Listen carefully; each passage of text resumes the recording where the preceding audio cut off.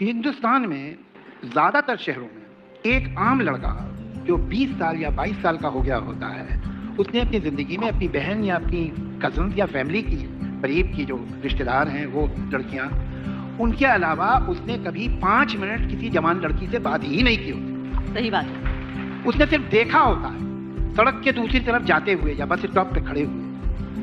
ये तो एक एक्सट्रीम केस मैं बता रहा हूँ जो बड़ा आम है। ये हिंदुस्तान के 75 से 80% लड़कों की बात कर रहा हूँ मैं, और वो लड़कियाँ जिन्होंने कभी अपनी ग्रोन अप लाइफ में, अपनी टीन एज में, अपनी 20s में किसी गैर लड़के के साथ एक शाम नहीं गुजारी होगी। ये सब दूर से एक दूसरे को देखते हैं। तो जब दूर ही से देखोगे एक ऐसा समाज होगा तो सिवाय शक्ल सूरत के क्या मालूम होगा? क्या बात। और हैरत क्या है इस पे हैरत की क्या बात है कि अगर उसको सिर्फ एक कोई ऑब्जेक्ट समझ रहे हो, औरत को उसे सिर्फ जिस्म समझ रहे हैं और उस जिस्म से अट्रैक्ट होते हैं, तो शिकायत कैसे कर रहे हो?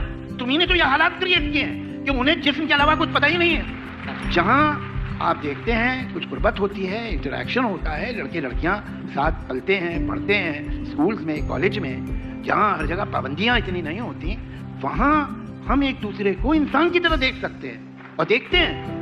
ये उल्टी बात है। जो मर्द है और मर्द की जो वजह है वही उसका इलाज बताया जाता है कि इनको और अलग करो। अरे और अलग होंगे और प्रॉब्लम क्रिएट होगा। ये अननेचुरल सिचुएशन है।